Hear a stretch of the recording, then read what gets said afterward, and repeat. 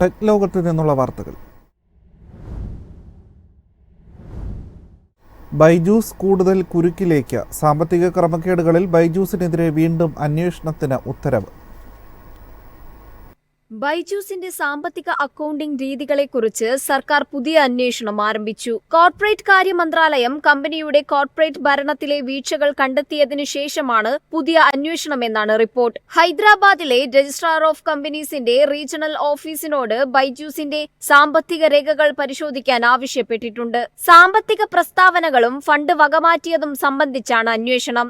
ബൈജൂസിന്റെ അക്കൗണ്ടുകളിലെ ക്രമക്കേടുകളാണ് അന്വേഷണത്തിന് വഴിയൊരുക്കിയതെന്നാണ് റിപ്പോർട്ട് സ്ഥിരീകരിക്കുന്നത്. കോർപ്പറേറ്റ് കാര്യ മന്ത്രാലയത്തിന്റെ 1 വർഷം നീണ്ടുനിന്ന പരിശോധനയെ തുടർന്നാണ് ഏറ്റവും പുതിയ അന്വേഷണം. പരിശോധനയിൽ ബൈജൂസിന്റെ കോർപ്പറേറ്റ് ഭരണ പ്രശ്നങ്ങൾ കണ്ടെത്തിയെങ്കിലും സാമ്പത്തിക ക്രമക്കേടിന്റെ തെളിവുകളൊന്നും കണ്ടെത്താനായിട്ടില്ല. ഇന്ത്യയിലെ ഏറ്റവും വലിയ സ്റ്റാർട്ടപ്പുകളിൽ ഒന്നായിരുന്ന ബൈജൂസ് ഇപ്പോൾ സാമ്പത്തിക പ്രതിസന്ധികളും നിയമപരമായ വെല്ലുവിളികളും നേരിടുകയാണ്. ഇന്ത്യയിലും അമേരിക്കയിലും കമ്പനി പാപ്പരത്വ നടപടികളിൽ കുടുങ്ങിക്കിടക്കുകയാണ്. News desk Myfin TV. K FON ഈ വർഷം 1 ലക്ഷം കണക്ഷനുകളെന്ന ലക്ഷ്യത്തിലേക്കെത്തും. നിലവിൽ കെ ഫോണിന് 69,016 വരിക്കാരാണുള്ളത്. കേരളത്തിന്റെ ബ്രോഡ്ബാൻഡ് സേവനമായ കെ ഫോൺ ഡിസംബർ അവസാനത്തോടെ 1 ലക്ഷം കണക്ഷനുകൾ എന്ന ലക്ഷ്യത്തിലെത്തും. ഹോം കണക്ഷനുകൾ, ഡാർക്ക് ഫൈബർ പ്രൊവിഷനിംഗ്, കോർപ്പറേറ്റ് കണക്ഷനുകൾ, മൾട്ടി പ്രോട്ടോകോൾ ലേബൽ സ്വിച്ചിംഗ് നെറ്റ്വർക്കുകൾ പോലുള്ള വാണിജ്യ അടിസ്ഥാന സൗകര്യങ്ങളെ അടിസ്ഥാനമാക്കിയുള്ള സേവനങ്ങൾ എന്നിവ ഇതിൽ ഉൾപ്പെടും. വിവിധ ഓഫറുകൾ, അതിവേഗ പ്ലാനുകൾ, ഡാറ്റ പരിധികളില്ലാതെ സൗജന്യ മോഡുകൾ എന്നിങ്ങനെയുള്ള സേവനങ്ങളും കെ ഫോൺ വാഗ്ദാനം ചെയ്യുന്നുണ്ട്. കെ ഫോൺ ഇതുവരെ 23,642 സർക്കാർ ഓഫീസുകളിലേക്ക് കണക്ഷൻ നൽകിയിട്ടുണ്ട്. വാണിജ്യ FTTH കണക്ഷനുകൾ 39,878 എത്തിയതായാണ് കണക്കുകൾ. സാമ്പത്തികമായി പിന്നാക്കം നിൽക്കുന്ന കുടുംബങ്ങൾക്ക് 5,236 സൗജന്യ കണക്ഷനുകൾ നൽകിയിരുന്നു. കൂടാതെ 103 ഇന്റർനെറ്റ് ലീസ്ഡ് ലൈൻ കണക്ഷനുകളും 223 SME ബ്രോഡ്ബാൻഡ് കണക്ഷനുകളും ഉപയോഗത്തിലുണ്ട്. 8 വാണിജ്യ ഉപഭോക്താക്കൾക്കായി മൊത്തം 6,307 കിലോമീറ്റർ ഡാർക്ക് ഫൈബർ സ്ഥാപിച്ചു. കെ ഫോണിന് നിലവിൽ 69,016 വരിക്കാരുണ്ട്. 3,558 പ്രാദേശിക നെറ്റ്വർക്ക് ദാതാക്കൾ കരാറുകൾക്ക് കീഴിൽ പ്രവർത്തിക്കുന്നുണ്ട്. News desk Myfin TV. Instagram, WhatsApp ലയനവുമായി ബന്ധപ്പെട്ട കേസിൽ മെറ്റ ഏപ്രിലിൽ വിചാരണ നേരിടും. US ഫെഡറൽ ട്രേഡ് കമ്മീഷനാണ് മെറ്റയ്ക്കെതിരെ കേസെടുത്തത്. ഏപ്രിൽ 14-ന് വാദം കേൾക്കും. ഇൻസ്റ്റഗ്രാം, വാട്സാപ്പ് ലയനവുമായി ബന്ധപ്പെട്ട കേസിൽ മെറ്റ ഏപ്രിലിൽ വിചാരണ നേരിടും. വളർന്നുവരുന്ന മത്സരം തകർക്കാൻ സോഷ്യൽ മീഡിയ പ്ലാറ്റ്ഫോം ഇൻസ്റ്റാഗ്രാമും വാട്സപ്പും വാങ്ങിയെന്ന ആരോപണത്തിലാണ് കേസ്. 2012-ൽ മെറ്റ ഇൻസ്റ്റാഗ്രാമും 2014-ൽ വാട്സാപ്പും സ്വന്തമാക്കിയത് ഉയർന്നുവരുന്ന മത്സരത്തെ അടിച്ചമർത്താനും സോഷ്യൽ നെറ്റ്വർക്കിംഗ് മേഖലയിൽ ആധിപത്യം നിലനിർത്താനുമാണെന്ന് US ഫെഡറൽ ട്രേഡ് കമ്മീഷൻ ആരോപിച്ചിരുന്നു. കേസിൽ വാഷിംഗ്ടൺ ജഡ്ജി ഏപ്രിൽ 14-ന് വാദം കേൾക്കും. കമ്പനി നിയമവിരുദ്ധമായി പ്രവർത്തിച്ചുവെന്നാരോപിച്ച് 2020-ൽ ട്രംപ് ഭരണകാലത്ത് FTC കേസെടുക്കുകയായിരുന്നു. മൊബൈൽ ഇക്കോസിസ്റ്റത്തിൽ സ്വന്തമായി മത്സരിക്കുന്നതിനു പകരം പുതിയ ഭീഷണികൾ ഇല്ലാതാക്കാൻ ഇൻസ്റ്റാഗ്രാമിനും വാട്സാപ്പിനും മെറ്റ അമിതമായി പണം നൽകി സ്വന്തമാക്കിയെന്നാണ് FTCയുടെ വാദം. കേസ് തള്ളിക്കളയണമെന്ന മെറ്റയുടെ വാദം ഈ മാസം ആദ്യം കോടതി നിരസിച്ചിരുന്നു. News desk Myfin TV. Digital കല്യാണക്കത്തിന്റെ രൂപത്തിലും സൈബർ തട്ടിപ്പ്. സാമൂഹിക മാധ്യമങ്ങളിൽ അറിയാത്ത നമ്പറുകളിൽ നിന്നുള്ള കല്യാണ ക്ഷണക്കത്ത് ലഭിച്ചാൽ തുറക്കുകയോ ഡൗൺലോഡ് ചെയ്യുകയോ ചെയ്യരുതെന്ന് പോലീസ് മുന്നറിയിപ്പ് നൽകി. ഇത്തരം ഡിജിറ്റൽ കല്യാണക്കത്തുകൾ തുറന്നാൽ മാൽവെയറുകളോ സ്പൈവെയറുകളോ ഫോണിൽ കടന്നുകൂടും. ഇതുപയോഗിച്ച് സൈബർ തട്ടിപ്പുകാർ വിവരങ്ങൾ ചോർത്തും.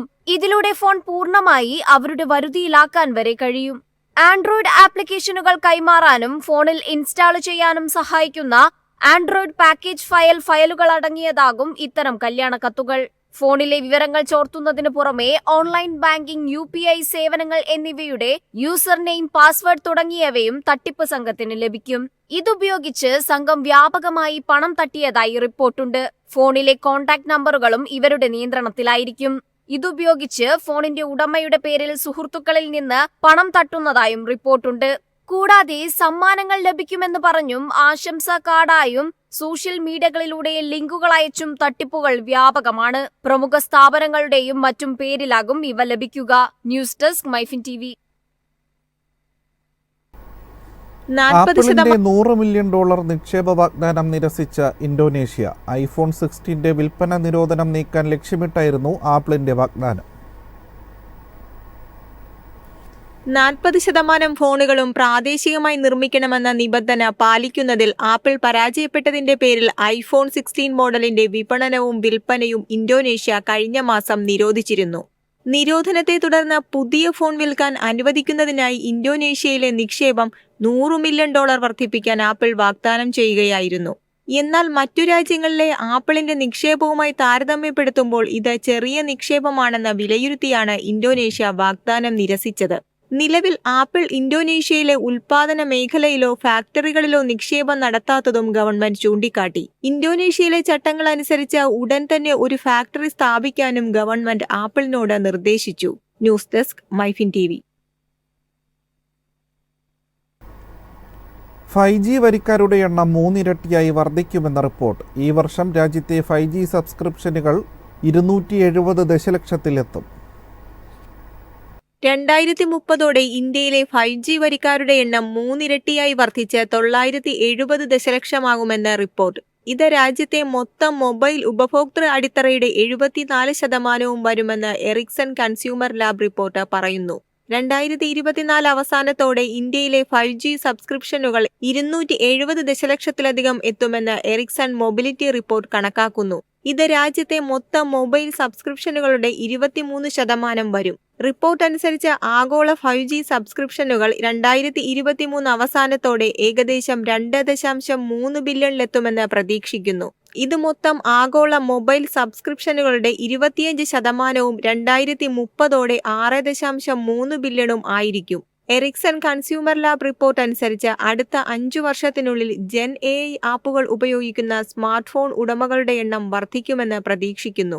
ഇന്ത്യയിലെ 5G സ്മാർട്ട് ഫോൺ ഉപയോക്താക്കളിൽ 67%വും അടുത്ത 5 വർഷത്തിനുള്ളിൽ ആഴ്ചതോറും ജെൻ AI ആപ്പുകൾ ഉപയോഗിക്കുമെന്ന് പ്രതീക്ഷിക്കുന്നതായും റിപ്പോർട്ട് പറയുന്നു. News desk Myfin TV.